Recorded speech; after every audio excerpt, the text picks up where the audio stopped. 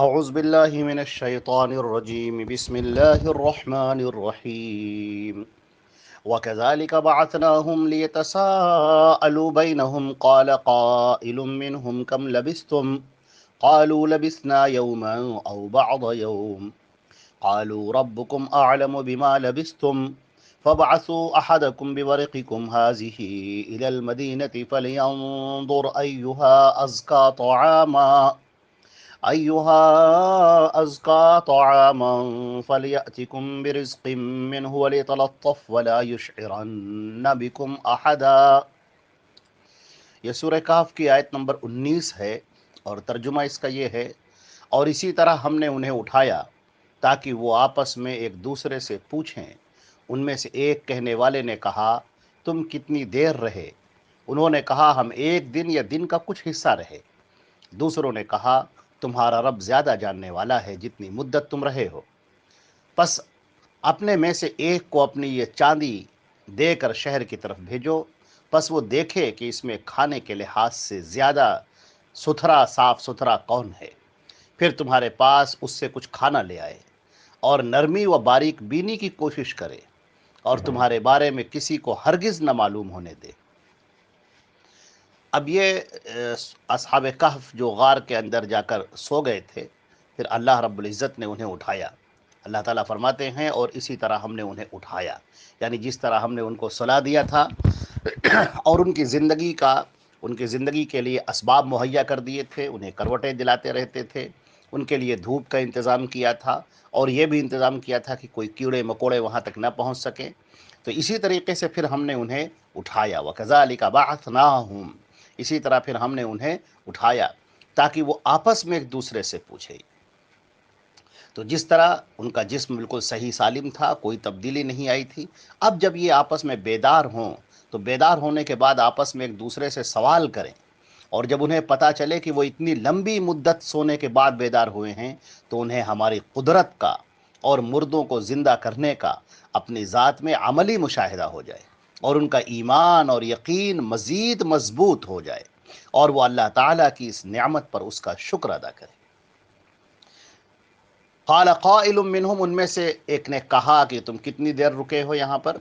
حافظ ابن کثیر مشہور مفسر ہیں رحمۃ اللہ علیہ، انہوں نے فرمایا کہ معلوم ہوتا ہے کہ غار میں دن کے پہلے پہر داخل ہوئے تھے اور دن کے آخری حصے میں بیدار ہوئے، اس لیے کہ اس سوال کے جواب میں کہ تم کتنی مدت یہاں ٹھہرے، کسی نے ایک دن اور کسی نے دن کا کچھ حصہ کہا، لیکن جب دیکھا کہ غار کے جو ارد گرد کا عالم ہے بالکل بدلا ہوا ہے، تو وہ کہنے لگے کہ تمہارا رب زیادہ جانتا ہے کہ تم کتنی مدت ٹھہرے ہو۔ اچھا، اسی طرح سے پتہ چلا کہ جو سوال کر رہا ہے نہ اس کو پتہ ہے، اور جو جواب دے رہا ہے اس کو بھی نہیں پتہ ہے۔ یہ بڑے اولیاء ہیں، نیک اور صالحین میں ان کا شمار ہے، اتنے نیک اور اتنے ولی ہیں کہ اللہ نے ان کا تذکرہ قرآن پاک میں کیا ہے، مگر ان اولیاء کو اپنے ٹھہرنے کی مدت کا بھی علم نہیں ہے، اور اسی طریقے سے جو دوسرے ہیں یا اولیاء، ان کو بھی نہیں پتہ ہے، جبکہ بہت سارے لوگ اپنے اولیاء کے بارے میں ان کا یہ عقیدہ ہے، اولیاء انبیاء کے بارے میں یہ سب عقیدہ ہے کہ ان کو ما کانا و ما یکون، یعنی جو ہو چکا ہے اور جو ہوگا ان سب کا علم ان کو ہے۔ تو یہ معلوم ہوا کہ یہ بات بالکل غلط ہے، اور قرآن پاک کا جو نظریہ ہے اس سلسلے میں، یہ اس کے بالکل خلاف ہے۔ یہ ایک من گھڑنت عقیدہ ہے جو لوگوں نے خود سے بنا رکھا ہے، اور یہ جو صفت کانا و ما یکونو کا جو علم ہے، یہ علم جو ہے وہ اللہ رب العزت کی شان ہے۔ اچھا، اس سے یہ بھی معلوم ہوا کہ جو اللہ کے نیک بندے ہوتے ہیں بسا اوقات اندازے اور گمان سے کوئی بات کہہ دیتے ہیں، مگر جب بھی ایسی بات کہتے ہیں تو وہ اصل علم اللہ کے حوالے کر دیتے ہیں، کیا زیادہ اللہ بہتر جانتا ہے، اللہ رب العزت کو زیادہ علم ہے، اللہ رب العزت ایگزیکٹلی اور بالکل صحیح صحیح علم صرف اللہ کے پاس ہے، ہم تو ایک گمان سے کہہ رہے ہیں، ایک اندازے سے کہہ رہے ہیں۔ تو یہ نیک لوگوں کا قاعدہ ہے کہ فوراً اللہ کی طرف وہ رجوع اختیار کرتے ہیں، فوراً اللہ کی طرف اپنے معاملے کو پلٹا دیتے ہیں۔ اچھا، اسی طریقے سے آیا فَبَعْثُوا أَحَدَكُمْ بِوَرِقِكُمْ هَٰذِهِ، اب جب وہ غار میں جب وہ بیدار ہوئے اور کتنی دیر رکے، جب اس کی مدت پر آپس میں بات چیت وہ کرنے لگے، مگر کوئی نتیجہ حاصل نہیں ہوا. ایک نے کہا کہ کچھ دن ٹھہرے، ایک دن ٹھہرے ہوں گے، کسی نے کہا دین کا بعض حصہ ٹھہرے ہوں گے. تو جب وہ کسی نتیجے پر نہیں پہنچ سکے تو انہوں نے اپنے ایک مدت کا صحیح اندازہ کرنے کے لیے اور کھانے پینے کا سامان لانے کے لیے اپنے ایک ساتھی کو بھیجا. یہ جو ورق کا لفظ ہے چاندی کے معنی میں آتا ہے، یہاں پر چاندی کا سکہ مراد ہے. چاندی دے کر بھیجا، یعنی چاندی کا یہ سکہ، چاندی کا سکہ دے کر بھیجا کہ تم جاؤ، شہر جاؤ، اور یہ ہے کہ کچھ باتوں کا خیال رکھنا. پہلی بات تو یہ ہے کہ کھانا جو لاؤ، کھانا لاتے وقت یہ دیکھ لینا کہ شہر میں سب سے صاف ستھرا کھانا کس کا ہے. اس سے تمہارے لیے کھانا وہاں سے لے کر آنا. ازکا کے معنی آتے ہیں پاکیزہ، صاف ستھرا. اس میں کھانے میں حلال و طیب ہونا بھی شامل ہے، یعنی کھانا ایسا ہو جو حلال ہو، جو طیب ہو، اور صاف ستھرا بھی مطلب ہے کہ عمدہ کھانا ہو، عمدہ. اچھا، اس سے یہ بھی بات پتہ چلتی ہے کہ یہ نوجوان جو تھے، مفسرین نے لکھا ہے کہ یہ نوجوان شہزادے تھے یا عمرا اور وزراء کے چشم و چراغ تھے، یعنی کہ بڑے بڑے گھرانے کے لڑکے تھے یہ، اور جو چاہتے تھے کہ سب سے بہتر جو کھانا ملے وہی آوے، اچھا کھانا ہو. اور دوسری بات یہاں پر یہ ولیطلطف، دوسری بات کہی گئی کہ نرمی اور باریک بینی کی کوشش کرنا، کیونکہ سختی سے کام بگڑ جاتے ہیں، اور اگر تم نے باریک بینی اختیار نہیں کی تو پھر راز کھل جائیں گے، اور جو تم معلومات لینے کے لیے گئے ہو معلومات بھی تمہیں نہیں ملیں گی. کوشش کا جو مفہوم ہے وہ ولیطلطف کے اندر جو ہے باب تفاعل سے ہے، سب اس کے اندر ظاہر ہو رہا ہے. لطف کے معنی میں مفہوم میں نرمی بھی ہے اور باریک بینی دونوں شامل ہیں.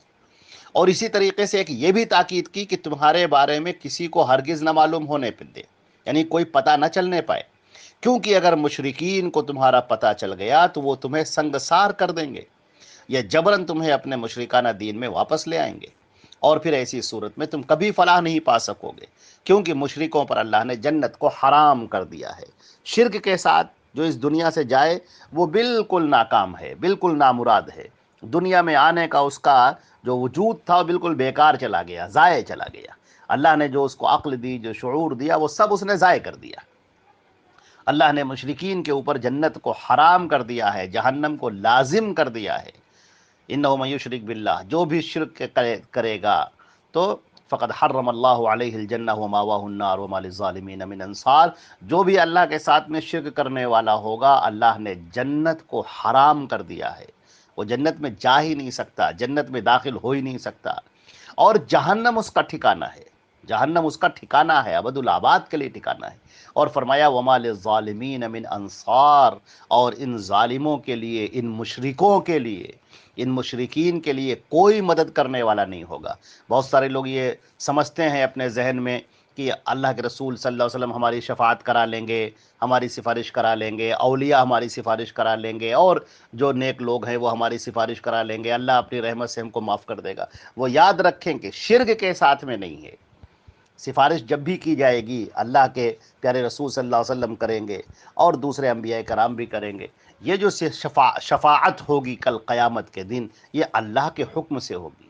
اور یاد رکھیں، ہمیشہ قاعدے اصول کے طور پر یاد رکھیں کہ اللہ رب العزت نے منع کر رکھا ہے، سارے انبیاء کو، سب کو منع کر رکھا ہے کہ مشرک کے بارے میں کوئی سفارش نہ کرے. مشرک کے بارے میں کوئی سفارش کسی کی قابل قبول نہیں ہوگی.